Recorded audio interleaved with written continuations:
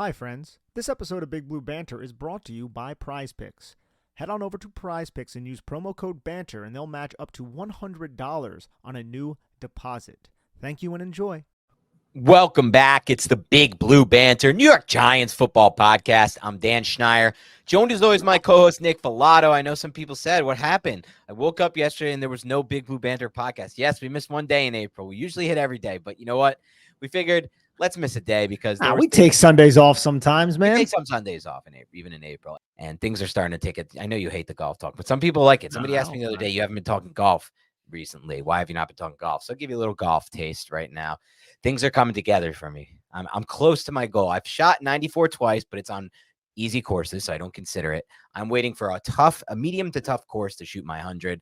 I've been close, 101, 102, 103, 104. We're getting there. It's just hard for me to put all four things together in the same day. Driving, irons, putting, and the chipping. But I've had 3 of 4, and I just need to get it all together. The other day was unbelievable, just way too many putts. I had 4 putt on one hole and like 4 or 5 3 putts. So just bad stuff from a putting standpoint, Nick. And you actually are already a better putter than me. I've putted with you before. You're a great putter. Thank you. Yeah, we went Mini to golf. Tiger Woods mini golf in Glendale, Arizona. It was the best putting I ever had. Oh, was that your best putting day? I thought that was just normal for you. Okay. Probably. I'm typically solid, but that was just like I felt so cocky. I could do whatever the hell I wanted. I was like, hey guys, look, one hand. And like you and Diana were like, man, fuck you, you know. But like that was somewhat anomalous. That I'm not like that all the time, but I would say above average for a guy who doesn't golf. We found a way to make that so competitive. It's just unbelievable when we get ourselves in competitions. I'll blame myself mostly for it, though you have competitive gene as well. And Diana definitely has it as well, even though she hides it more. Yeah, but she's so humble when she loses. Yes. She handles losing so much better. Way better than we do. Yeah, but she does not handle winning that well. She's actually a worse winner than us, I would say. I think that's a very good point. Yes. I think that's very astute. She's a better loser, but a worse winner. So I'd rather be, I don't know what I'd rather be, a better loser or a better winner. I don't know. That's a good debate for another time. But let's talk football. That's what we're here for. We're close to the draft here. So things are going to go this way. We've put out a ton of content. We have more content coming. This show is going to be, as you see from the title, a My Guys show. We're just going to kind of have a free-flowing conversation about some of the guys we like the most, first consensus in this draft class. People are willing to, what's it called? Go to bat for. And then one more show we're going to have before the draft is going to be a live show that we're going to be doing Tuesday night, depending on when you listen to this. We're going to be doing this Tuesday night. And we'll tweet some stuff about that, Nick, to get it going. But probably in the 8 to 8:30 range, we're going to have a Tuesday night show, just kind of live show where we're at, talk some latest rumors. There's been a lot. There was a big thing you missed this weekend, Nick, from a rumor standpoint. Fire rumors going on in Giants land. If you're a BBI guy, Big Blue Interactive, you know what happened. There's some inside, some supposed asshats, as they call them, reeling some stuff, which I think is always funny because, this time of year, did you hear Bill Belichick by any chance on the Pat McAfee show, Nick? No, I did not. Crazy that he went on that show, right? To start with. Isn't he doing the draft? I think I saw that on Twitter, right? He is. But I'm just surprised that connection happened, Bill Belichick and Pat McAfee. I just don't see it. But Belichick said something really interesting and important about the information that's coming out this time of the year. And he essentially, the TLDR is, too long didn't read, is don't listen to a word, essentially, that you're hearing right now. This is the prime BS period. But he said that stuff that comes out, I think he either said 12 or 16 hours before the draft, tends to be the real deal. And just remember last year, Will Levis was the best odds to go number 2 overall right before the draft. Guy falls to the second round. So even the odds don't get this right. The DraftKings, the FanDuels, they're just kind of rolling with what they got. And, there's a lot of smoke, and that's where we're at. But there has been a lot of rumors, Nick, in the Giants land. So we'll see what happens there. Do divulge some of these rumors. Well, one of their insiders, one of the asshats, as they call them in Big Blue Active, made a huge thread just kind of discussing some things, and it was contested. He was saying that the Giants love J.J. McCarthy. Another guy came in who was an asset, said the Giants love Drake May. So kind of conflicting things there, and then some other information on other teams. But, a lot of this time of year has a lot of interesting talk. And so at the very least, this pre-draft process has been incredibly interesting, Nick. We've had a lot to talk about, and there's still so much uncertainty. Well, that just comes with the territory of picking this high when you need a quarterback. Yeah. The engagement is so much more than when you don't need a quarterback. It's just even when we wanted Andrew Thomas, it was huge because it was which offensive tackle you're going to take. Offensive tackle, wildly important, right? Not nearly as important as the quarterback. And the Giants are now in that position to where you might be selecting that quarterback, and we still don't know. It could just be Malik Nabers or Rome Odunze. It could be. I think ultimately a lot is going to come down to what the Patriots do. I think Yes. 1 and 2 are locked in. I think it's going to be Caleb and Jaden. Those teams aren't trading it. The Patriots is where things start for the Giants, because I don't know who the Giants like more out of May and McCarthy. It's obviously one of the two. But if the Patriots like the other one and draft the other, because I'll say this, Nick, right now, I don't really buy that the Patriots are considering trading down. I think the Patriots will take one of those two quarterbacks at 3. So with that in mind, I think a lot of it for the Giants comes down to what they do. If they take the quarterback the Giants don't love, now the Giants are in play to trade to 4, or now the Giants are in play to trade to 5, one of the two spots. I'm hoping it's 5, not 4, because I'm just hoping Arizona says if the Giant, if Patriots take whoever that quarterback is, McCarthy or May, and the Giants like the other one, I hope Arizona's like, we can't take a chance on losing Marvin Harrison to the Chargers. Let's keep this pick, make it real quick, get it in. Then at 5, the Giants move from 6 to 5. They're not really giving up a lot if they have to go to 6 to 5. Probably a 3rd round pick, probably 70, or next year's 3rd. And that's kind of it to move that one spot. And then the Chargers can guarantee they still get alter neighbors or whoever they want. Because at that point, they're making the deal with Giants saying, look, one condition, you can't trade up and take anybody but a quarterback here. And the Giants like, of course, we're not going to trade up and take anything but a quarterback there. But it'll be interesting to see how it all plays out, Nick. I'm excited for it, man. Only a couple days away now. I know. But today's show is about my guys, people we love in this draft class.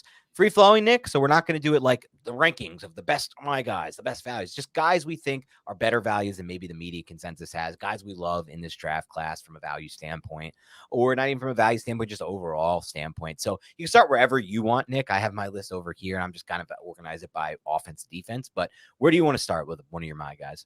It's going to be redundant because I've been mentioning his name now for months. Oh, yeah. But I'm going to start with running back out of Notre Dame, Audric Estime.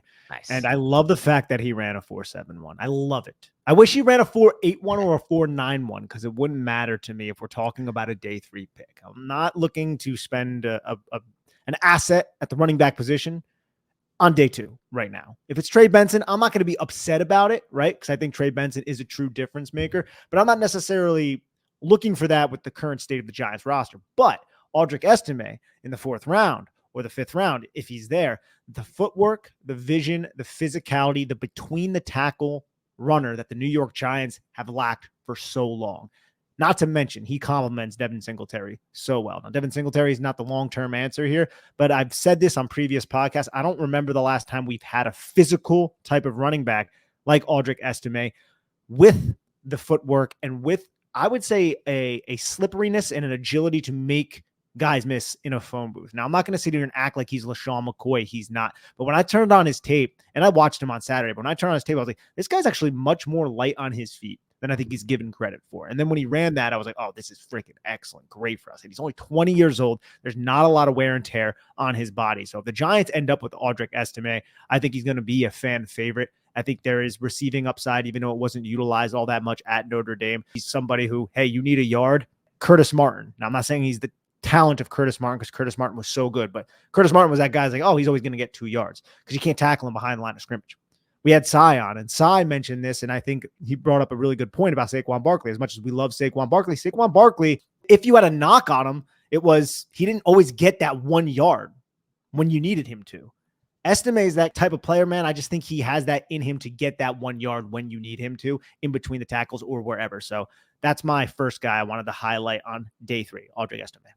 Yeah, and look, I don't think it's crazy to say that Saquon Barkley pre-injury against the Bears and post-injury is a completely different player with yards after contact. And the numbers show it. His yards after contact per attempt drop. But you could see it with your own eyes. You don't need all 22. You could see he wasn't the same player when it comes to initiating contact and creating the maximum yards. This guy will. He's 20 years old. That's what he's going to do. And you mentioned it. The 40 time is going to help him drop to round 4. And I don't think, or I should say day 3.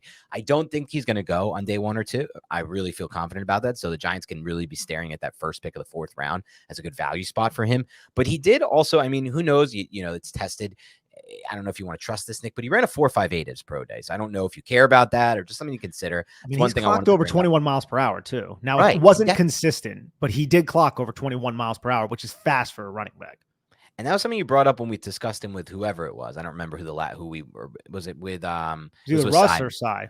One of the two. It's blending all together. But one thing you mentioned was there are more breakaway runs than you would expect for this type of profile on his tape. And that's true. And I went back and watched more of him after that pod because I kind of wanted to see just get a better evaluation from him. And I was surprised at how often he was able to break away from the defenders. And they're not always playing poor confidence. They play that weird schedule in Notre Dame where they play some really talented teams. And outside of the 40-yard dash, he has a really, really good projection from an athletic standpoint because his athletic profile outside of that was phenomenal. 10.25-inch hands. I love that for potential play in the pass game. I love his 5'11 and a half, 221 build for the potential of pass protection at the next level. So I think there's some upside as a pass player, both from protection and receiving standpoint.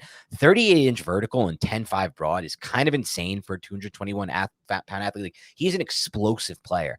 And a 1.58 10-yard split is pretty damn good. It's not great, but when you consider he's 221, it's not bad at all.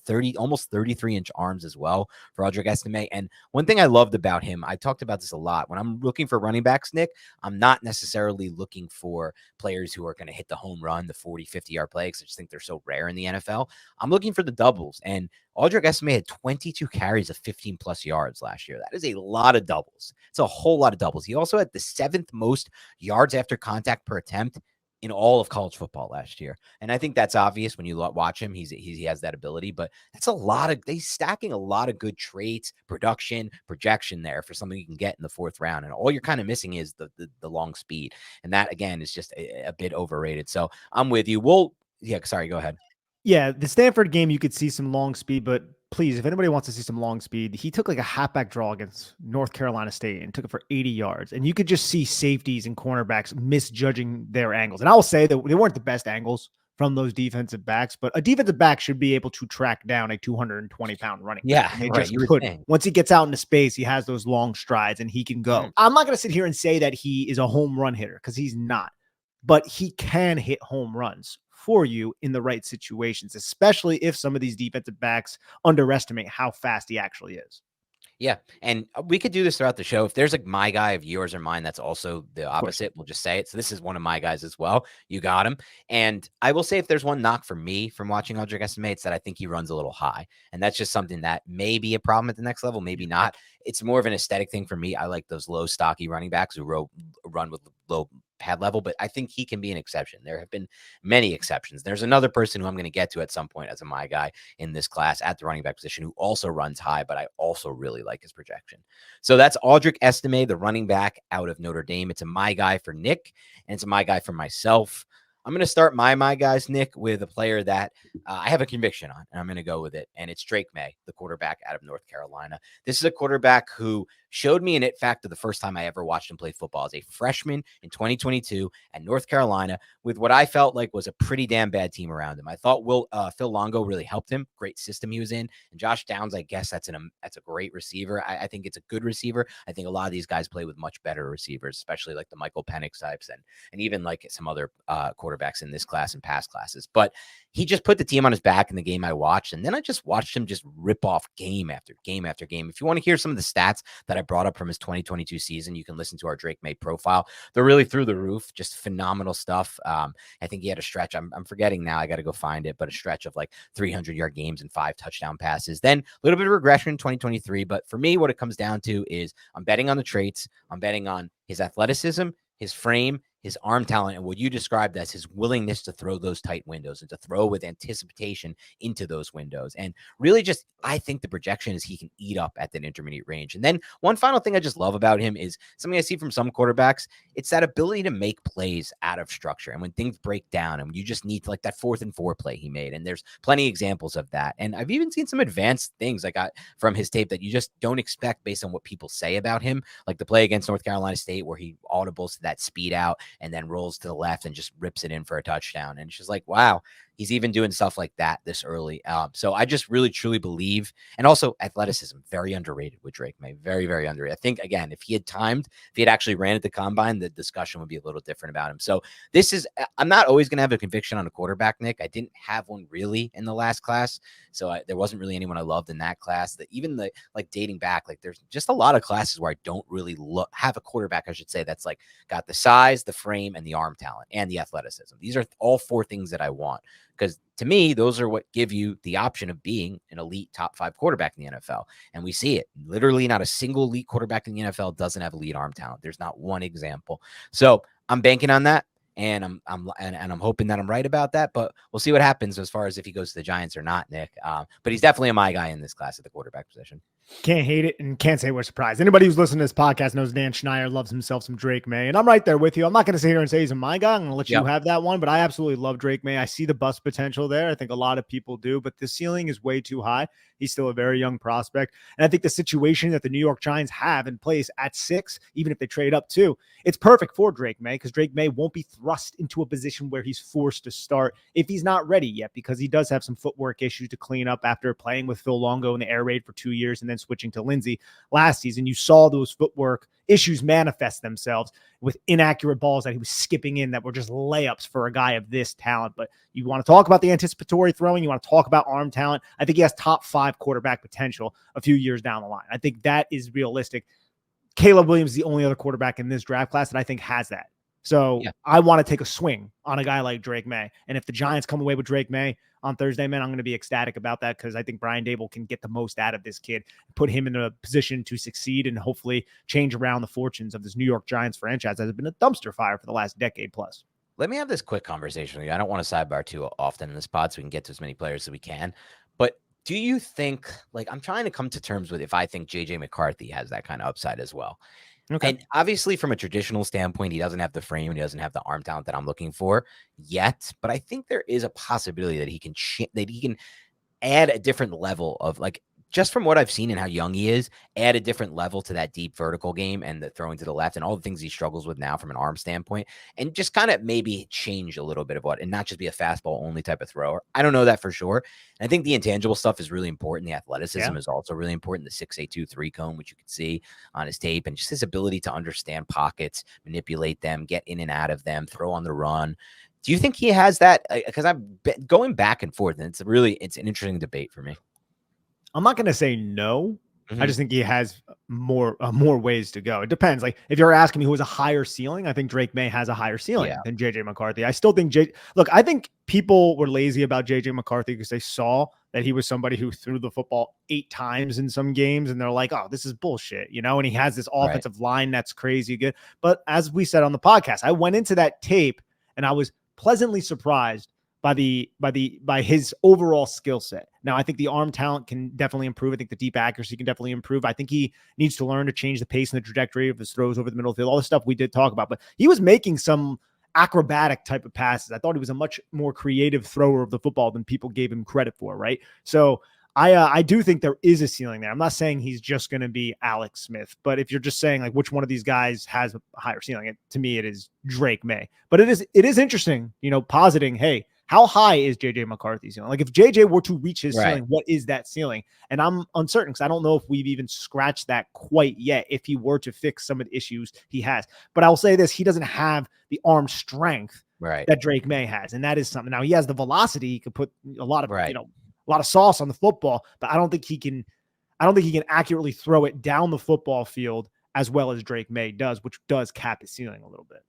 Yeah, I mean, that's what it is for me. Just watching some of those plays on the vertical plane that either hang up and fall short of the receiver, or where he doesn't lead it into space and the ball also hangs. It just gives me a lot of questions about the ceiling. But then I think about it, Nick, and I'm like, but there are also all those intangibles that do matter. Like, he wins all the time. He's athletic. He's tough. He makes plays out of structure. I feel like his pocket feels really good, and his ability to throw on the run in a lot of ways is as good, if not better, than almost anyone in this class. Obviously not Caleb Williams included ever for that discussion. And if we were doing a true my guys, Nick, Caleb would be one of them too, but there's no point to putting him in here. The Giants have 0% chance of getting him, but it's just interesting. And I thought part of this that was interesting is the fact that people said, like, don't worry about the fact that, like, they didn't throw the ball at all against Penn State, or like all these teams were at these, like, low pass totals, because when he did have Andrew Luck, Jim Harbaugh threw the ball early, often, a lot. Like, it's not like this is just what Jim Harbaugh does. He just runs the ball always. Like, again, when he had Luck at Stanford, that was a totally different offense, and it was very pass heavy. So I just want to at least put that context in, just to consider that. And we're not comparing the two. Like, obviously, JJ McCarthy's ceiling is not Andrew Luck, or he'd be the first overall quarterback over Caleb Williams. That's how good Andrew Luck was as a prospect. But, it's just something to consider there. All right, let's get to another one of your my guys here. Wide receiver, been talking about him a lot out of Florida and Arizona State. Ricky Pearsall is one of my guys. Now, I don't know how he would fare on the New York Giants because this is an Arizona kid and a Florida kid. That's where he went to college. He grew up in Arizona. And I think he mentioned down at the Senior Bowl that he's not in love with playing in a cold weather type of environment. So that doesn't mesh well with the New York Giants. But if we're just talking about translating to the NFL, I think this is one of the players that if you need a wide receiver on day 2, go get Ricky Pearsall. Fluid route runner.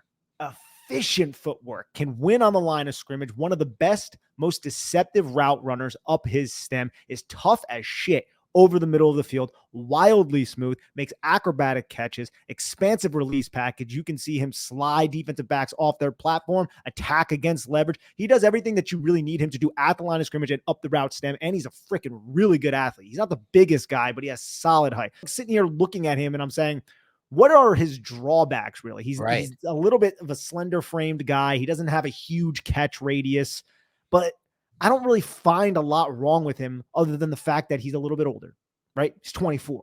So I just think he is somebody that you can plug and play. And if he were to go to like Kansas City, which could happen, could you imagine him with Patrick Mahomes? Could you imagine anybody with Patrick Mahomes? But like the crap situation that Patrick Mahomes still won a Super Bowl with last year at the wide receiver position, if you were to insert Ricky Pearsall into that, he would be the probably number 1 receiver, even over a Rashee Rice, even though he's dealing with some stuff right now. So I really liked Ricky Pearsall's tape at Florida. He is somebody that I wanted to stamp my approval as a my guy. Yeah, obviously, this is another one of my guys as well. We've both been talking about him for a while. I really have. He's been on my radar since October because a colleague of mine, Thomas Schaefer at CBS Sports, is a Florida fan. And he's like, dude, you have to check this kid out. And at the time, he was kind of talked about as like a day 2 or day 3 pick, almost like he was not like, I guess people didn't expect him to have the athletic profile. Obviously, also, it's a late breakout. Like that was a week or 2, 3 weeks into his breakout season. Not that many people knew about him, but I watched him. I was like, you're on to something, Thomas. Like you got a good eye for this one. Like this is the real deal. And I kind of am like you on this one, Nick. Outside of the age and the lack and the late breakout, and obviously, he didn't have that much production until this year. I don't really see a single flaw in his profile. I mean, I guess the slender frame, but he is 6'1". There's even more slender frames in this class at the wide receiver position. So I'm not sure. Like you watch him make those tough catches over the middle. He had an Odell catch where he's just fearless making that catch. Like he's extending away from his frame, one-handing that in the middle in the seam, like in between 2 defenders. Who does that? You're going to get killed potentially making that kind of play and even attempting that kind of catch. And he's willing to do that. Then he's fluid in and out of his breaks. I think he also has vertical speed too. I mean, it looked that way on film and then it's backed up by the testing. And then if you just look at the projection from an athletic standpoint, he was one of the best athletes in the entire draft class. Like we're talking about 17 bench press reps. He's stronger than people realize. 6'1", 42-inch vertical, 10.8 broad, elite. Short shuttle 405, like change of direction, elite. 3-cone 664. Now we're talking about like close to, the Edelman, Jackson Smith, and Jigba change of direction type prospects, in addition to a 4.41 40-yard dash and a 1.49, a sub 1.5 10-yard split to show the burst and quickness off the line of scrimmage, 20-yard split, 2.53. Like the profile from an athletic standpoint is through the roof in addition to the film. I just look at this like I think he should be a first-round player. I know he's older and he had a late breakout. To me, that's a first-round prospect, but I think he will go on day 2. And I honestly think he might be there for the Giants if they're picking at 47, if they have that pick and if they didn't go receiver in round 1, obviously. Yeah, man, I absolutely love your breakdown of Ricky Pearsall. Wondering where he goes and dude, the Ladd McConkeys there's just so many wide receivers in that cluster. And some of the like Ladd McConkey and Pearsall are at least somewhat similar. And I really did like Ladd McConkey. But I ended up settling on Pearsall. I'm Pearsall over McConkey. Yeah. No, I'm with you on that. And it's considerable for me, even though I like McConkey a lot. I think McConkey scares me from an injury profile standpoint in the NFL a little more than a Pearsall scares me from that standpoint. Just a little bit different. They're similar size, but the Pearsall is a little bit bigger to me, and just the physicality he plays with is a little bit better, in my mind at least. And there's also like yak ability too. And I'm not saying McConkey doesn't have it, but with Pearsall, that's something that we didn't bring up. He has yak ability. Like, let's get to another my guy. I'm just going down my list. It's kind of by position. So these, again, are not ranked in order. And you mentioned Audric Estime. He's one of my guys at running back. I'm going to go to another my guy at running back. And it's Tyron Tracy out of Purdue. Or Tyrone Tracy. Sorry, I don't know why I called him Tyron. I'm thinking of Game of Thrones there when I'm reading that name. Tyrone Tracy out of Purdue. And when I watched Tyrone Tracy, I was late to watching him in the process. But someone's like, you got to watch this kid. He's fun. And I'd seen him in the Big Ten, but I hadn't really focused on him. The running back I get a lot of vibes from? Ty Montgomery? No, but that's an interesting one. That would be kind of the low end comp for him. If he's Ty Montgomery, this is a bad my guy. I get pre-injury David Johnson vibes from Tyrone Tracy. And the reason I get that is because of the big build, 5'11", but he runs a little high, and that's a problem for him. It's something that might be an issue at the next level, but it's really just the explosive athlete that he is, in addition to the upside as a receiver. He's a former wide receiver who converted to running back, and you could see that he's got the ability as a receiver. 4.49 speed at 209 is fantastic. Great 20-yard split. 40-inch vertical, 10.4 broad. That was part of David Johnson's profile coming out. I remember a big thing people loved about him was that explosive ability, and that helped him as a wide receiver. It helps him in his ability to run those types of like arrow routes, those sharp cuts, that ability in space. And the production as a running back, Nick, was pretty damn good. He had just 2 drops, 0 fumbles, the 5th best force missed tackle rate in all of college football, the 7th most yards after contact per attempt, and that was the most in this entire draft class. That's a big one too, because that was a big part of pre-injury David Johnson. He was able to create after contact. That was like people in his profile were like, oh, I don't trust him as a converted running back. Like, I just don't think he'll ever be able to run the football. And part of why he was, and yes, I think both those prospects coming out, Johnson and Tracy, were both kind of not as advanced from a processing standpoint. And there's going to be some, bang your head on the table type moments with Tracy, and same as it was for Johnson as far as like where he's picking what holes to run through.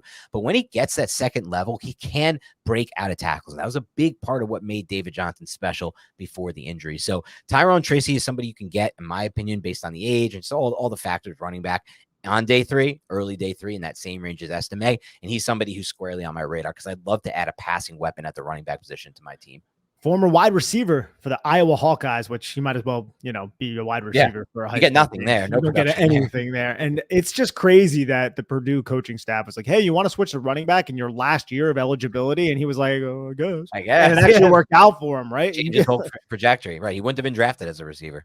And that's why I had his floor, I would say, is Ty Montgomery. And I don't even know floor, because like Ty Montgomery he's had a pretty good career. Now, Tyrone Tracy, though, to your point, is also somebody who is going to play right into these new kickoff rules. Oh, that's a good point. And there's a lot of players on special teams. And that's going to be something. I'm looking at the Giants. I'm like, yo, is Wan'Dale that guy for the Giants? I know Wan'Dale Robinson isn't this kick returner, and we've seen Eric Gray, maybe. See, no? I'm not saying no, but I do like I have very good vision, and I have a very good feel for how to read my blocks and react, and I have that separation ability. Yeah, now, he doesn't have Eric separation. Gray, I don't know if Eric Gray has that separation ability. Interesting. But Wan'Dale Robinson certainly has that second gear, and that he might be too valuable to use there, though. That would be interesting to. I agree. Depending on what they feel for him for this year. What's going on, Big Blue Banter listeners? I'm excited for the football season for several reasons. And one of those reasons is Prize Picks, which is North America's largest independently owned daily fantasy sports platform. And it's so simple to use. Instead of battling thousands of other players, including professionals, sharks, and people who are going to exploit you, you pick more than or less than on 2 to 6 player stat projections, and you just watch the winnings roll in. It's very simple to play and gives you a little extra skin. I've set my picks in less than 60 seconds. There are so many stats to choose from, and the withdrawals of funds are easy and quick. Dan and I will be adding a segment to our show before every game where we pick our favorite stats, more or less yards or touchdowns, what have you, and we'll be discussing why from a scheme, matchup, and game theory perspective. I love their promotions and how easy their interface is to operate at Prize Picks. I may select more on tackles for a loss from Bobby Okereke or Kayvon Thibodeau next game. They also do other sports as well. It's a really cool experience.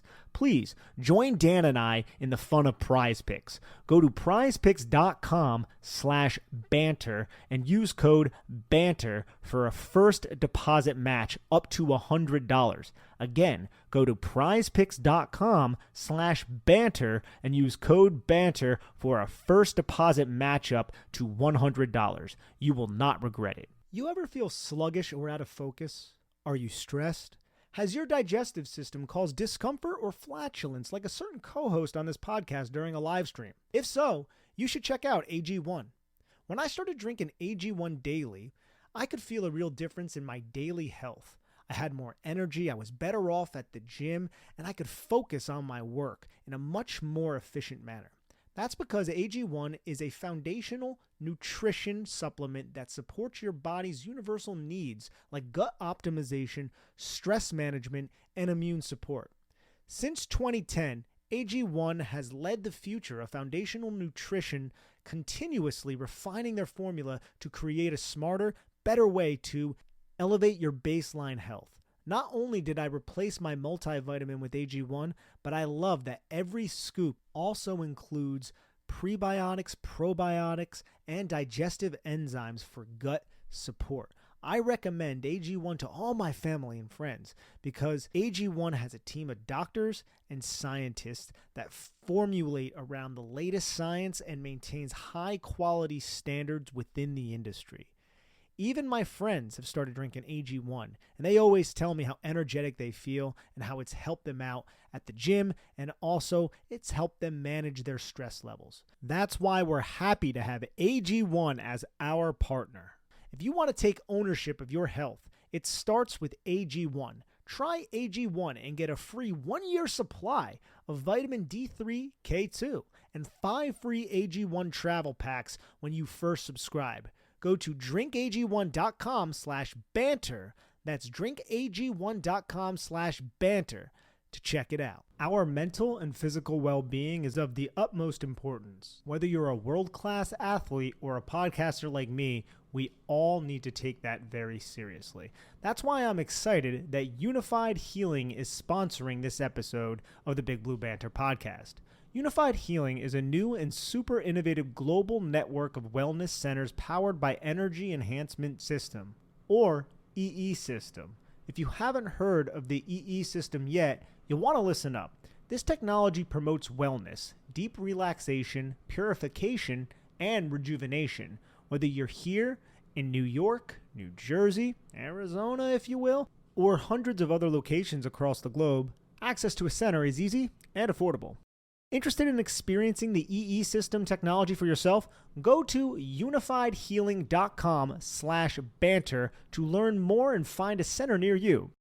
That's UNIFYD healing.com/banter. No material or testimonials on the Unified Healing website are intended to be viewed as medical advice or a substitute for professional medical advice, diagnosis, or treatment. Always seek the advice of your physician or other qualified healthcare providers with any questions you may have regarding a medical condition or treatment. And before undertaking a new healthcare regimen, include EE System. All right, Nick, let's get to another one of your My Guys. This one I haven't really talked much about at all, Nice. But I watched a lot of him. I didn't do an evaluation on it, but I watched a lot of him just because I watched a lot of Michael Penix Jr. and a lot of Roma Dunze. That's Troy Fountain now. Okay, I had to put Troy Fountain out. Who'd you think? I thought you were going to go 3 for 3 with my guys. I was like, damn, he's hitting everyone. But no, I finally got one through. It's Troy Fountain now, who is the tackle for the Washington Huskies. And he's 3rd percentile height. Not great, right? He's sub 6'4". A lot of people are saying he could kick inside the guard. And if you watch him out there, he definitely has a guard type of build. But he did have 67th percentile arm length and 41st percentile wingspan for the tackle position. So it's feasible, at least, that he could play offensive tackle, but holy crap, does he play like a guard. It was so much fun watching Troy Fountain now just take dudes and throw them into the deck. And when they're in the deck, he buries them even further into the ground. I absolutely love the physical nature of this individual in pass protection. And he's also still light on his feet for a guy of his build. Like, you think this is the type of dude who's just going to play like his feet are stuck in the mud? He doesn't. And his upper body strength and his core strength are so solid to just dominate individuals. Now, he's playing against a lot of Pac-12 defenders. You know, got to put that into context. He's a damn good football player. And with his build and his strength combined with his athleticism, you can put him at guard and he would be a successful type of player. And I absolutely love the way he was able to operate in pass protection at tackle. So if that length doesn't get him in trouble, which the arm length doesn't suggest, the height might be an issue. If he does thrive, you could find somebody who is going to really dictate on the offensive line. And I absolutely love that glass eating mentality that I think he possesses. So I wanted to put him in here, especially because I haven't really talked about him at all this entire process. So I want to throw some of those guys into this episode as well. I like that. And Troy Fountain is a player that, could be in the mix for the Giants should they trade back and take that package and move back from 6. He'd be somebody who is on my target list for sure. And clearly on Nick's as a my guy, especially with the ability to kick inside if that's where the Giants want him or need him long-term, short-term. I think that's probably where his future is again, but it's still, man. I love the mentality this kid plays with, and he's talented too. Yeah, just to recap, we've had a couple of my guys so far. We have Drake May as a my guy for me. We have Tyrone Tracy as a my guy for me. We have Audric Estime as a my guy for both. Ricky Pearsall is a wide receiver out of Florida. I didn't mention the positions. My bad there. As my guy for both. Troy Fountaino is a my guy for Nick. I'm going to get to another my guy here. I'm just running down. I have it organized by positions. I'm just going to run down like that. One more that we haven't talked about for me at the running back position is Will Shipley. I've mentioned him briefly a few times. I just love his game. Look, I am always going to lean toward this receiving profile at the running back position. I think it adds an element to your offense. And quite frankly, it gives you, in my mind, a quicker path toward playing time than some of these guys who aren't as advanced from a running standpoint. And when I watch Shipley, is when I'm watching Clemson, I'm pretty impressed with his juice. Like, I think he gets the billing as maybe not the best athlete in this class, but I think for what I look for from an athleticism standpoint, the running back position, which is less home run ability and more so those like sharp cuts in space, I really like him. And you could really see it when he runs his route. He's at least, I believe, 40 receptions in each of the past 2 seasons, which is crazy at the running back position. You don't see that coming out. He runs, when you watch him run kind of like the Texas route, those types of routes, you could see it. Like, he runs them like a next level for a running back. It's maybe not like a receiver converted to running back, but it's damn close to that. And it's reminiscent of some of the best receiving running backs that I've seen at the NFL level. I think his vision isn't the greatest for a running back. And I know he doesn't have the size to really be your lead back Barkley type, but I will say this. And sorry, that stat earlier was 40 targets in each of the last 2 seasons, not 40 receptions. That would be crazy for any college player at the running back position, but still a very good one. I think more so what I like from him is less like the traditional running stuff and more like the footwork, how quick and precise he is, how he gets in and out of his cuts. I think he's smooth and explosive in that regard. And I don't think his long speed is that bad. And it's kind of evidenced by his athletic score was a lot better than people realize. He was the 71st most athletic running back out of 1,775 in combine history. And he did so by running a 4.4 at 206. With a 2.61 20-yard split and a 1.55 10-yard split, including a 38.5 vertical and a 10.2 broad. So the testing was there. He did no agility testing, but I think you can see on tape that he is an agile athlete. I'm curious why he didn't do that, but I think when you watch him, you can see he has that ability too. So I don't think he's like a long-term Saquon Barkley type solution. I don't think Tyrone Tracy is either, to be completely honest with you. I don't think he's your lead back guy, but I think he's a weapon for you in the passing game. And if you could ever get a screen game going, if you're the New York Giants, or even just like more of a running back, traditional like arrow routes and the wheel routes and the things that you could hit running backs for, this is a guy who could help you win football games, in my opinion. So he's one of the guys I really like in this class versus the value he's projected at. Will Shipley. Yeah, I haven't watched much of Will Shipley right now, but I'm going to take your word for it, man. Now, do you think if the Giants were to make him a selection, say on day 3, what would his role be in year 1 next to Singletary? Would you think, leapfrog Eric Gray and Gary Brightwell, or do you think it would be like a split? Would it be a third down role? What do you think? I think he offers something different than anyone that's currently on the Giants roster. So I think a good coaching staff can find an early role for him. But obviously, a lot of that would be dependent on 2 things. One, how fast he picks it up mentally as far as pass protection goes and just the offense in general. And then 2, are the Giants willing to commit to using a running back in their passing game? Because that really hasn't been a major part of their offense in the 2 years we've seen from Kafka and Dable. And part of that maybe is the offensive line. Maybe that's something Carmen Priscilla could bring in with him, like a more of a focus on the screen game. But it's just something that I'm willing to bet on, even if it's not for right now, just him working his way into being a weapon for them in the passing game. All right, I have another offensive lineman I want to throw at you here. This is somebody who was a top 30 visit for the New York Giants. Oh, nice. I hate the fact that he has sub 32-inch arms, 31 and a half. He is I'm going to say left guard, but he's played right tackle. He's played left tackle. He's played left guard, and that is Kansas State guard, interior offensive lineman, Cooper Beebe, everybody, a 22-year-old with a ton of experience under his belt at a bunch of different positions, and somebody who is just a shit brick house out there, similar to Troy Fountain now, right? This is somebody who you feel it when you're watching when he gets his hands on defenders and starts to drive through on the field. As somebody who is just going to be this slow plodding, I can really use my strength at the point of attack to dislodge you, but I can't really do anything else. I can't climb up to the second level. That's not Cooper Beebe at all. Cooper Beebe gets up to the second level. I've seen him track down safeties and angle them up and cut their angle off and just put his big ass in front of the running back and that safety and then just be a harassing menace. I absolutely loved watching his tape. I don't think I ended up doing an evaluation on him for Giants country, but I watched a lot of his games. You think like this guy's probably going to suck at pass protection, but that's not the case either. Like this is still somebody when he's going backwards, he plays with solid balance. He's very sturdy. He doesn't get bull rushed. He can anchor down in place. He can just absorb an opponent's bull rush and also reset himself if he does get high. Like if the defender gets into the chest and pushes him back, he can set that ass back down and just reset them feet. And he has that.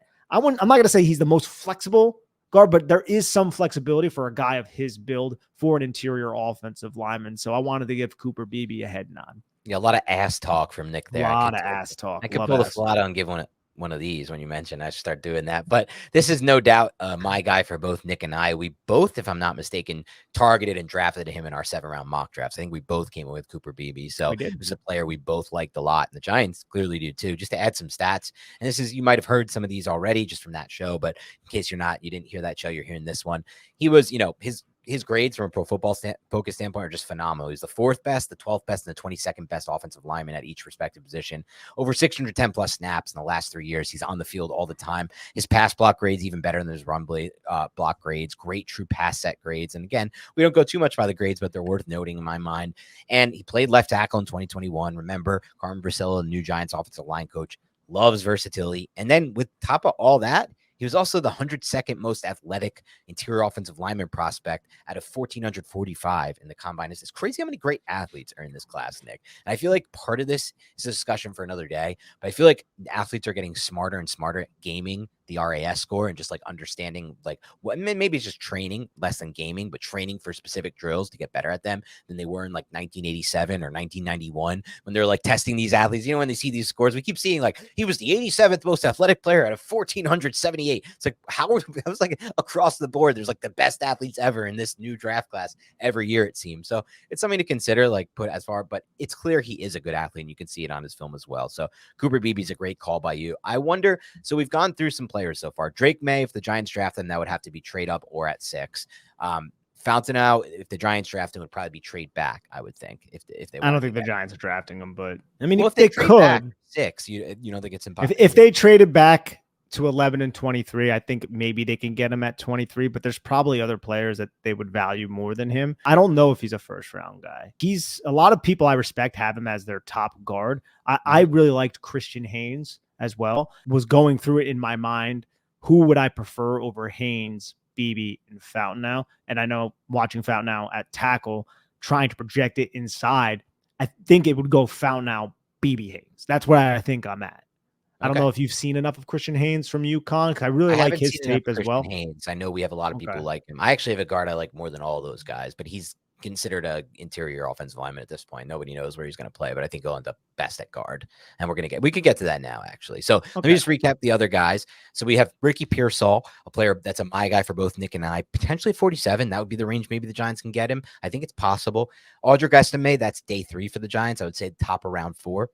Tyrone Tracy, to me, that's day 3 as well. Maybe top round 4, but I think he might be on the board in round 5, just how the draft sometimes seems to fall. Will Shipley, I think you can get him round 5 as well. I don't think we've done any other my guys yet. So let's get to one. I'm going to jump around here because I got a bunch of wide receivers and tight ends to talk about too, but I just want to talk about this player that I have on the offensive line first, who I do have.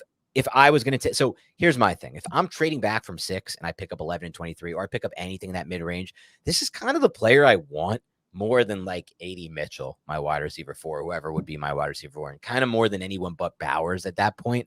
Because I just think this is going to be such an easy projection. I think that the upside is super, super high. And that's Graham Barton, the interior offensive lineman out of Duke. I think he could play center, but he has, I think he had 430 snaps at center in 2020. So he's obviously done it. Through the last 3 seasons, though, he's played left tackle. I think his best position is guard. And I think I saw a comp from somebody. It might have been Jalen Jeremiah or somebody. And sometimes I see a comp and it sticks in my head. But Elijah Vera Tucker, who, if not for the injuries, is just a phenomenal offensive lineman in the NFL. And the things I like the most about Graham Barton are he's just got, to me, an almost perfect profile. He's 6'5", 313. He allowed 0 quarterback hits last season at left tackle. He was one of the most athletic testing guys in the history of the combine. He was the third most athletic guy out of all guards out of 1,532 in the history of the combine. That's 6'5", great, almost 33-inch arms, not terrible there. 4.95 40-yard dash, 2.82 20-yard split, and a 1.68 10-yard split at 313 pounds is insane. But the real deal for Graham Barton, to me, from an athletic standpoint, is the ability to change directions. The 4.55 short shuttle, you could see Josh Norris, he does great work on this, but there's a threshold for offensive linemen when it comes to the shuttle time. And and he makes it. I think it's 4.6 something. But if you make that threshold, there's been 25, 30, something in that range. Offensive line made that. And the hit rate for those guys has been just absolutely insane. And you're talking about guys who are drafted on day 3, day 2, day 1, all the way down to 5th round, 6th round, just hit at the NFL level. And I think it says a lot because it shows your ability to change directions and move, get to that second level as a blocker. Also 3 cones, 7.31. But it's not really just that. It's not just the athletic production. It's the actual on the field production as well. I just think when you watch him, you can see what kind of player this guy could project to be. And you hear just great things also out of him, which I know the Giants will love. You heard, I think it was Duke Riley, who said he's the hardest working player on our team, both on and off the field. He says he can play all 5 positions. I don't think it's impossible either at the NFL level that he could be somebody who can step in at left tackle. But I think if we're looking for somebody out of this class, not the traditional tackles, Nick, that could be like the biggest breakout on the interior, to me, it's going to be Graham Barton. So he's somebody who I would love to trade. If they're going to trade back, it's him and Bowers who would be my 2 targets. I absolutely agree. And he would be my number 1 interior offensive lineman. It's just, we're not really 100% certain where we're projecting this guy. I think he has left tackle, by the way. Left tackle. So I haven't watched extensive amounts of Graham Barton. I've seen 2 games of Graham Barton at left tackle, obviously from Duke, right? I think he's talented enough too. Now, what was his arm length though? And yes, that's the thing. Let me get that. I just went over it, but I lost it here. Arm length was 32, just under 33. Yeah. So that's not good. That's not good. Not for tackle. No, if there's somebody who can do that and can buck the trend, I think it would be Graham Barton, because there really is not a lot of glaring weaknesses on his profile, but he might be best served as an all-pro type of guard. I think the Elijah Vera Tucker from a versatility standpoint makes sense. I still think Graham Barton has a different play style than Elijah Vera Tucker. And I think he can also be like a bully Graham Barton a little bit. So, all right. I want to jump to linebacker real quick, to a player who we haven't not talked about a lot. We talked a little bit about him with Russ. And I know he's a little bit undisciplined sometimes. And I know his eyes can use a little bit of work, but it's Edgerrin Cooper out of Texas A&M, a linebacker, because I absolutely love a 3-down linebacker type who is very explosive, who can affect the game as a blitzer, who is a harassing blitzer coming through, getting pressure on the quarterback, who can play man coverage, who has some nice plays on the football throughout his tape, and who's just explosive and violent into contact. The team that comes to my mind, they already have so many linebackers, so it's not going to happen. But if he got with like Spags, if he got with like a defensive coordinator like that, it would be so much fun to watch. Downhill trigger, I'm going to absolutely kill you type of mentality, just like a rabid dog, just with a piece of meat in front of him, salivating. Pavlov's going crazy. Go and get him. I love that type of play style. I came to his film a little bit late in this process. It was like a week or 2 before we talked to Russ. And I was like, oh, yo, this guy's just elite. Like, if the Giants were in the market for a linebacker on day 2, I would sign me up for this guy. I love the 34-inch arms, over 80-inch wingspan, ran a 4.51 with a 1.56 10-yard split, 9.10 broad, 34.5 vertical jump at 6'2", 230 pounds. So that's just the type of linebacker that we see all over the NFL right now. He has those explosive traits that I absolutely love. So I wanted to give him another shout out too. We're going to go rapid fire for some of the remaining ones, Nick. A.D. Mitchell is somebody we did a draft profile on, so I don't need to talk too much about him, but just that ability. And I'm not sure if he's a my guy for you, but I would assume he is, considering how high you have him ranked. He's not my guy for me. Okay, that's fine. This is somebody I would be willing to make a bet on. Another player that I really like in this draft class is Johnny Wilson, the wide receiver out of Florida State. Nice, man. Yeah, he's just someone who, when I watched him, I thought I was going to watch something else. Like, to me, I was like, oh, I'm going to watch someone who's not going to be able to uncover himself, and it's just going to be kind of like that, like a N'Keal Harry type. And I'm like, actually, he's kind of loose, and you could see it with the shuttle 4-1-1, and he can change directions better than you think, and he can jump better than you think, and it shows on his testing too. 37-inch vert, 10.8 broad. Like, he can jump, he can change directions, and then at 231 and 6'6", he ran a 4.52, which to me is absolutely phenomenal at 6'6", 231.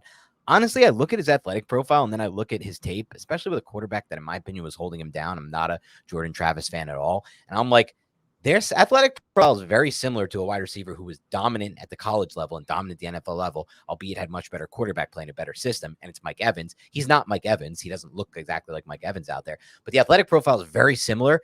And I think if he was on a different team, we'd be talking about him in a whole different way, like a potential first-round pick. Now, instead, I think he'll go in the third round, maybe even later potentially. But if you get the right coach with him, and the Giants are a team that has shown their ability to take an athlete at 6'6" like this, Darren Waller, and really transform the offense around that player. He got injured last year, but you could see it from the preseason and at times with Darren Waller what their idea was there. So that's another guy for me, rapid fire. I'll give two more quick rapid fires at wide receiver, and then I'll let you get some rapid fires in. One rapid fire for me, Malik Washington. I get some Wan'Dale Robinson vibes when I'm watching Malik Washington. Okay. Short arms, just like Wan'Dale. Led the ACC in receiving. The most forced missed tackles of any wide receiver in college football, 35. Still the 33rd most deep yards. I think he offers something on the vertical plane that maybe is not there. But just that Wan'Dale type of guy who I think can be productive at the NFL level. Anything on him before I do one more receiver? The little bit I've seen of Malik Washington, I have appreciated, but I think you hit all the primary points.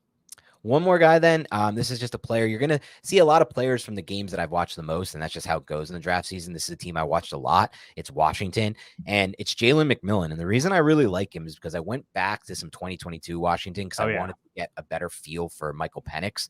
And I watched McMillan in 2022. I'm like, holy shit, like this guy might be. Sometimes I thought like it was Rome Odunze out there, and it wasn't. It was McMillan making these big time catches. And then I looked into it more, and I realized he played 2023 injured. That offers such good value for this class. Like what you saw to him in 2023 is not the best. What you see out of him in 2022, that's the Jalen McMillan, I think. And so I looked at him like, oh, he must have a bad athletic profile. Nope, that's not the case. I mean, he's not the biggest guy. He's 6'1", 197, but he ran a 4.47 with a 1.53 10-yard split, 37-inch vert, and a 10.7 broad. Like those are really, really explosive numbers there. So I'm just think that you're getting value there because there's going to be some bias about his 2023 tape, the recency bias, but he was playing hurt, and to me that makes a big difference there. 10-inch hand size too, I really like from Jalen McMillan. So those are some rapid fire receivers. Yeah, Jalen McMillan's a good call. All three of those wide receivers are good. Jalen Polk being the other one. Now, McMillan and Polk are probably more day three type guys, but obviously Odunze, he could be New York Giant on Thursday. It's exciting time. So I want to go through some rapid fire. There's a name that everybody who has listened to this podcast for a while has become familiar with. Okay. Another explosive mover, similar to Edgerrin Cooper, only at the cornerback position. He was not a top 30 visit for the New York Giants, but a local visit for the New York Giants because he is a New Jersey kid, and that is Rutgers Max Melton. 11.4 broad jump, Dan, a 40.5-inch vertical.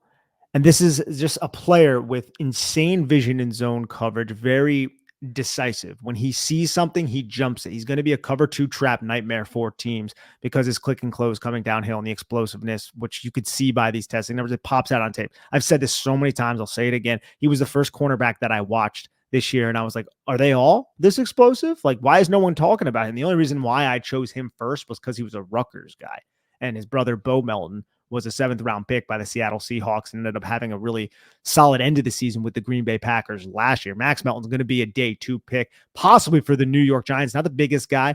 I think he could be a slot cornerback, maybe more so than an outside guy, but I think he can also be an outside guy. Just insane explosive skills, insane baseline to be a man coverage cornerback with excellent eyes. Still think he can iron out some of those man coverage skills, staying in phase, understanding how to not react to certain leans that the wide receivers are running, certain deceptive measures that the wide receiver uses to disguise his intentions. And he's also a special teams asset too. So this is somebody, if the Giants were to take him on day 2, Dan, I think he starts next to Deonte Banks, and that's a formidable group. That would be Max Melton and Deonte Banks. Anything on Max?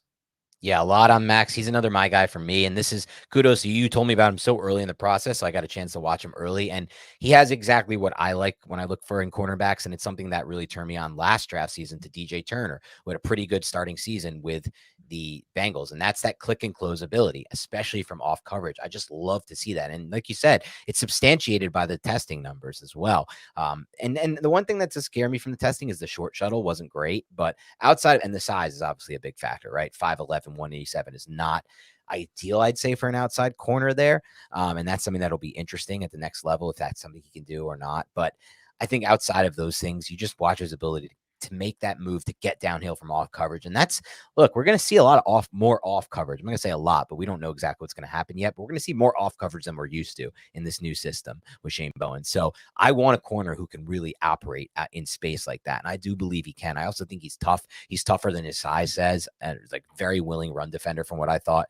Not a lot of missed tackles in his profile either. So definitely a my guy as well. And also a local kid. So we'll see what happens there. Another cornerback for me who is a my guy is Kool-Aid McKinstry out of Alabama. 5-star recruit, just wildly recruit. I believe he went to Pinnacle High School. I have it right here, or Pinson Valley High School in Pinson, Alabama, which is, oh yeah, it's the high school that Bo Nix went to. He was Bo Nix's teammate, and Bo Nix's father, I think, was the coach of it. That's why it was relevant. Anyways, McKinstry, I think a lot of people believe he had a down year because A.D. Mitchell beat him in the red zone, and it looked pretty bad against Texas. But I went through his tape. I watched a lot of Alabama, and I came away really pleased with his press man coverage skills. He's just a very fluid athlete, very oily hips, very smart. Like at the line of scrimmage, he is so disciplined. Eyes are just focused on the chest, and he is just watching the wide receiver, and he does not react until that wide receiver declares himself. And he can jam. He is strong. He can just flip his hips on a dime. He can stay in phase. He uses the sideline very well. He only aligned mostly, I believe it was on one side of the field. I don't have it in front of me which side it was. So that was one thing where I was like, why is he only aligning over there? Could just be something that Saban was doing at Alabama.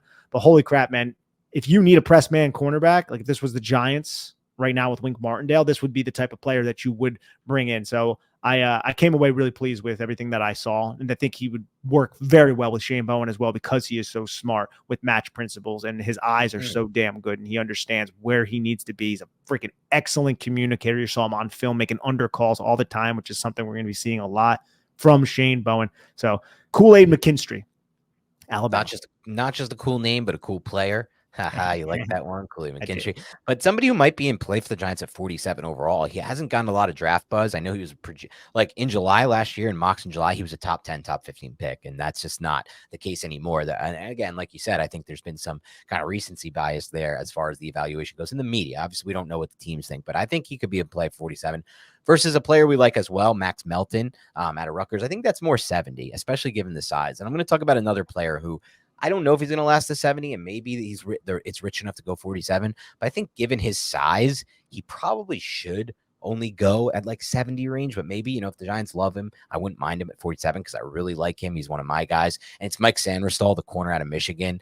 I got to tell you, man, there's another Michigan defender on my guys list. I love watching the Michigan defense. That is the best coach defense, in my opinion, in college football. And obviously, we've seen a lot of those principles carry over to the NFL. But I just think you watch them, you could see just superstar level play from a lot of these guys. And Sanderstall is a guy who's a little bit older and a converted wide receiver, which I love. And you could see it. The ball skills are phenomenal. And the Giants have been waiting patiently for a great ball skills D-back for a long time. The last one they really had, in my opinion, Nick, who was a truly dominant ball skills type corner, was Dominique Rodgers-Cromartie. I can't think of too many really before that. Like Janoris Jenkins was a great cover corner. He was not the best ball skills corner, not at that level of DRC. I think Sanderstall can be an amazing ball skills level corner, somebody who can get a lot of interceptions for you. And explosive athlete, 40-inch vert, 10-11 broad, elite numbers, 4.47 at 182 is solid. But the 20-yard split and the 10-yard split, those are elite. 154, 258. That's the click and close. The short shuttle of 401 was just phenomenal. He's a wide receiver. You could see it playing D-back. But the thing that I like the most about him, that profile would be cool to me and awesome to me as it is, Nick. And maybe he is only a slot at the next level, which again is why I'd probably rather him at 70 than 47, but I like him at both. But what I like the most is like he is not afraid as a run defender. He's pretty good already in run support. I just think these three corners could all be really, really good fits in Shane Bowen's system. I do strongly believe he's one of them. So Sanderstall is another my guy for me. Couple more rapid fire, my guys, and I love that center stall. Yeah, that's a difficult name for me to say, by the way. It's tough. Yeah, that one's difficult, but I do love that call as well. So here are two that I want to throw out. These are day 3 guys. Mekhi Wingo out of LSU. We've been talking about him for a while now. He's very low leverage, and he plays with that leverage very well, right? It's 6 foot, 284 pounds, 32-inch arms, very explosive. I think he would thrive in the slanting and the gap exchange that we're going to see quite often in Shane Bowen's defense for a day 3 guy. I went into that tape expecting to watch Mason Smith, who's going to be on the Giants list because he was a top 30 visit. Mason Smith was a renowned 5-star recruit who had his time at LSU marred by a torn ACL. But I really came away liking number 18. He wore 18, which is a revered number at the LSU program, and that is Mekhi Wingo, just because of that quickness. And I think he actually had pass rushing moves, and he had bend. He had bend. Like, you saw his knees almost touching the ground and him bending underneath the punches of guards and then flattening. And I was like, holy crap, this guy's doing this at 284 pounds. There's some snaps of him at edge operating like he's Jihad Ward with pass rushing moves. So Mekhi Wingo, if day 3 rolls around, this is a player. I don't know if Shane would be about him because he's 6 foot. His arms aren't all that long, Not 32 bad, inches. right? Now, he doesn't have huge knockback, but he's not That's weak. what I mean. There could be something. Oh, the lack of it. Yes. Arms, Yeah. Exactly. So that's something that could hinder him landing with the New York Giants, but he's quick, man. And the Giants need a quick interior defensive lineman. And then Javon Solomon out of Troy. Now he's like 6 foot, 0 percentile. He's an edge rusher. Okay. That's not good at all. But holy crap, if you want somebody who can flatten at the top of the arc, and that's something that Shane Bowen is looking for, bring him in because he's so explosive and he is so fun and he is so bendy and just the violence on contact and the closing burst once he puts his foot in the ground and flattens at the top of the arc is something that could really be leveraged well by Shane Bowen. Now that would be a little bit later on. I don't know if the Giants are in the position to invest like a 5th round pick in him, especially with his measurables being so bad, but he's a fun player. You know, I really love those calls, Nick. Those are both players, too, to me, why I love them so much. That could fit, like, just what the Giants don't have. And, like, yes, the Giants have a lot of edge rushers, but they could use more guys rotationally to play the Y9 for them. That's one right there. The other thing is they need that, like, I just feel like we need that Jihad Ward type player to fit this system, like a tweener type edge tackle in that 280 range, somebody who can play different roles in this defense. They don't really have right now. Like we discussed this past offseason. There's no one really on the roster right now. We said, who did we say? Ryder Anderson. Is that who we said is like potential possibility? But like that's really digging deep. And so I'll just do a quick rapid fire just because we're on this subject of somebody I think who might fit that role.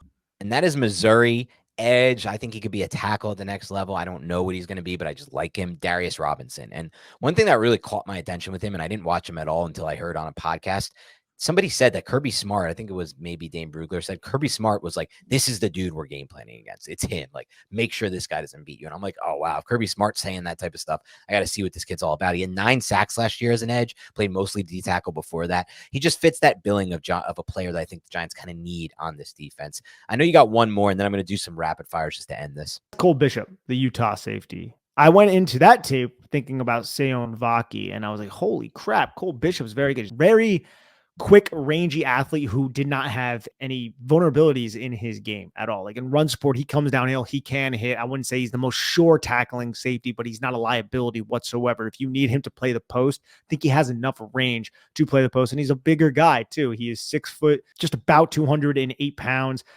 29 3/4 inch arms, which isn't necessarily great, especially for somebody who is that size, but he had a 39-inch vert, a 10.4 broad, with a 4.4 540 and a 1.53 10-yard.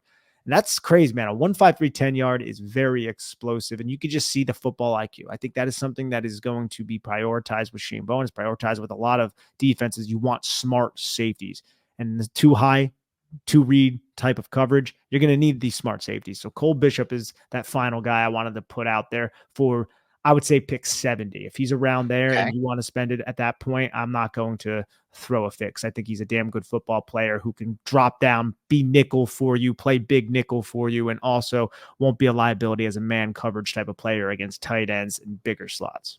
I like that call a lot. And he's somebody who's gotten recent buzz. I haven't had a chance to watch him, but I've seen a lot of talk on him. I'm going to do some rapid fires to close this out. Luke McCaffrey is a wide receiver at Rice, who we discussed, converted quarterback on the mock draft. Ben Sinnott, I get some Sam Laporta vibes when I watch him, almost an identical athletic comp. really interesting post snap, like a post catch mover at the tight end position. Then one more tight end we discussed on the 7th-round mock was Theo Johnson. So go there for some more analysis. I want to throw another name out there, Nick, who I really like in this draft as a value pick. You know, I always love those values you can get from like the injured players. And I think this guy would have been a day 2 pick if it wasn't for the injury. And it's Zach Zinter out of Michigan. Like when I watch JJ McCarthy, especially when I went back to 2022 to see the difference, I'm just like noticing this dude on film. And I'm like, this, and they really, that's another thing. Michigan has great defense, but they've also coached some pretty good offensive linemen. If you look through the years, they have a pretty good thing going on from an offensive line coach standpoint there too. So Zach Zinter coming off the broken tibia, I just think you can get great value there on day 3 if for the Giants, maybe at the top of round 4, for example. A couple other guys to mention rapid fire. Another guy said, I watch a lot of tape of this team, so then you kind of see him.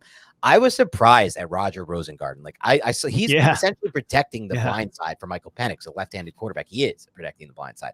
And like, yeah, Fountain gets all the hype, but Rosengarten to me was good. Like he reminds me, not in play style, but just of the process and where this guy went, of a guy, Rob Havenstein. I don't know if you remember him, the tackle out of Wisconsin, who fell all the way to day 3, I'm pretty sure, because like people were like, I don't know about this guy, athletic profile, whatever. Even though, again, Rosengarten actually has a good athletic profile. I think he was the 113th most athletic tackle at a combine, 1,377 offensive tackles, really good short shuttle. That's the key here. 4.6. He's just below that threshold, I believe, or just above it, I should say. I think it's in the 4.5s actually, of like the elite, the guys who hit. But man, like he is somebody who I just was surprised watching him, and not a lot of pressure when he was protecting Michael Penix. So somebody maybe right around the 100, like top of day 3 with their 4th-round pick.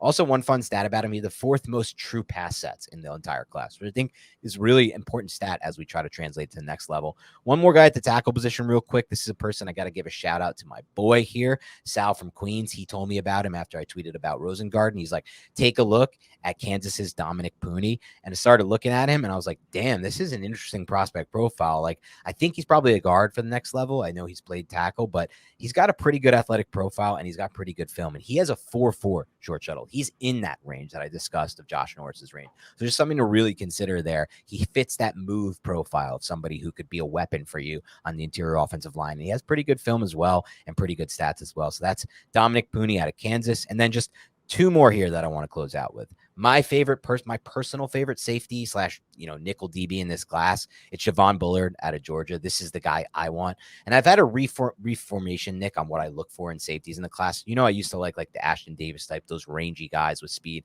I started looking at it. Those guys just don't seem to hit at the NFL level, and they're just not around the ball enough for me to want them. What I want now are those like McKinney type patrollers, those guys who can play the slot, those guys can drive downhill, those can do a million different things for your defense and play with physicality that Javon Bullard plays with. And by the way, he's one of the best athletes in the class too. 191st best athlete out of 1,082 safeties from 1987 to 2024. Amazing short shuttle, under 4, dude. 3.97 short shuttle, insane.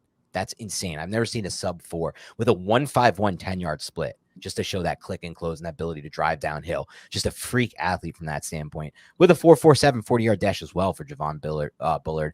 Just a really competitive player. I think he's probably better as a slot. He can play, obviously played safety this past season, but I think he was better as a slot. I think he'll be better at the NFL level. Giants need a slot. So if you told me to take him at 47, I wouldn't be mad about it. The Giants love him and they believe he could be their immediate slot. I think I got some Jalen Petrie vibes from watching him, and that was one of my favorite players at Baylor. Just 2 more real quick to end the show with here.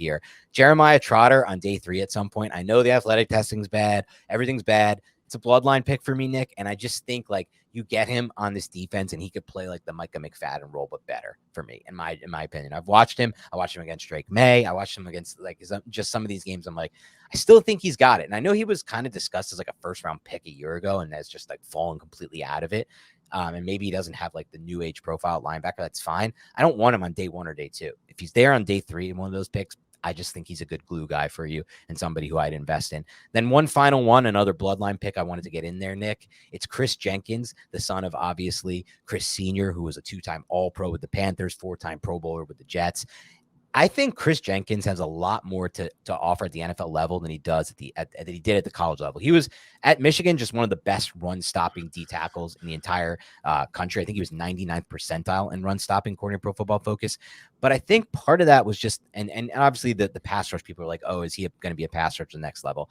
I think a part of it was just how Michigan used him in that defense. And I think in a different defense, he has a little bit more, or maybe even a lot more to offer potentially as a pass rusher at the next level. Kind of reminding me of like what Dave Gettleman saw with BJ Hill in his NC State tape. He said, like, I believe he can kind of be more of a pass rusher at the next level than he was. And he ended up being that. And it was a good guess, a good bet, I should say. Same thing he did with Dexter Lawrence. I just think that first step he has is really good. Chris Jenkins out of Michigan, I think that can be unlocked with the right coaching at the next level. Andre Patterson, for example. So if you told me the Giants took him at 47, Nick, I wouldn't be mad at that. Like, this is a player I think could be really good at the NFL level and still has a lot of untapped potential. There's a lot of decent interior defensive linemen and edge rushers, maybe. And I'd be remiss if I didn't bring up one of the first guys I talked about back in January as a my guy possibility, and that is Florida State, former Albany Great Dane, Jared Verse. I just think he has such a high floor, just heavy hands at the point of attack, can dictate with those hands because they're freaking cinder blocks. I think how I describe them. The bull rush, he has the power moves. He has speed to power. Can he win high side? Yes. Is he the most flexible? I wouldn't say so, but I think he can bend through contact, I would say adequately, and it will be a functional trait that he can leverage against opposing offensive tackles, and he can get offensive tackles off balance trying to reach him to the high side from a wide 9 angle, and then he can hit them with the power move. I've seen him do that a bunch of different times. A little bit older of a prospect. I think he's already 24, but I wanted to stamp him as well because I really appreciated his game in 2023 at Florida State. Where would you like the Giants? Like, would that be via trade back probably type of situation? Yeah, of course. Yeah, that would be like a 23rd overall, and I don't even know if he'd be there at that point. Yeah, good point. He might not be there. Some people have said, I've even read that he might go 8. I don't think it's going to happen, but I've read that as like a possibility for the Falcons as the first. Falcons are really weird, man. No one really knows what the hell they're doing. No one knows who. No, it's not only that, dude. No one knows who the first defensive player off the board is going to be. Okay, no one has any real clue. Like, I've seen Byron Murphy recently, and I wouldn't be shocked if it is Byron Murphy. He's good, man. He is good. So he could easily just be. He almost made this list. list. And then somebody I forgot, and I don't have to get into now, but I just wanted this to be known because once he becomes a great player in the NFL, Cooper DeJean, I'll put my stamp on Cooper DeJean. To me, he's a first-round player in this draft. I think he's one of the most defensive. Like, I don't really think there's that many playmaking type defenders in this class that I love. He's somebody I think can be a playmaker at the NFL level. I don't know if he can be an outside corner. I don't care. He could fit somewhere in your secondary and make plays for you. All right, Nick. Anyone else for you for Final My Guys? We got them all, didn't we? No, I think we got them all, Dan. A lot of rapid fire, a lot of guys. I hope you guys took something away from this. We tried to give target rounds for the Giants, either via trade back or their current picks. A lot of guys on day 2 for us, a lot of guys on day 3 for us, even more, and a couple day ones. I don't think we had too many day ones in here. We only really had Drake May and potentially Jared. Because I could have sat here and been like, yeah, I love Malik Neighbors. I know. We don't need to say we've already talked about how much we like Malik Neighbors and Rome Odunze and really Marvin Harrison Jr. That's pretty much at this point accepted. So hope you enjoyed this show. It's always one of our favorite ones to do. Like I said earlier, please keep it locked and loaded. We will be doing a live show Tuesday night, time to be determined, but sometime at night in the 8 to 8:30 range. We will also be obviously covering the draft when it comes to Thursday. We're doing a live reaction, or not a lot, maybe a live reaction show. Well, I guess we'll figure it. It might be so late, actually, probably. No, we could do it. Live reaction, of course. All right. Someone's going to be up at midnight or 1 a.m. You crazy fans will be up. We're up. You guys will be up after the draft. What does it usually end at midnight, the first round? I don't even know. 8 to midnight. Maybe? We're doing it. We're doing it regardless. Yeah. It's a matter of hopefully you guys stay up with us. So we'll have a live show and a reaction show then. Obviously, we're going to do what we normally do, some targets for day 2, coverage throughout from us, and then day 2, day 3, everything like that. So keep it locked and loaded. A lot of good stuff coming. Thank you so much for supporting the show as you have. Hit the like button, subscribe, download, all the things I normally ask from you. Have a great rest of your week, and we'll talk to you soon.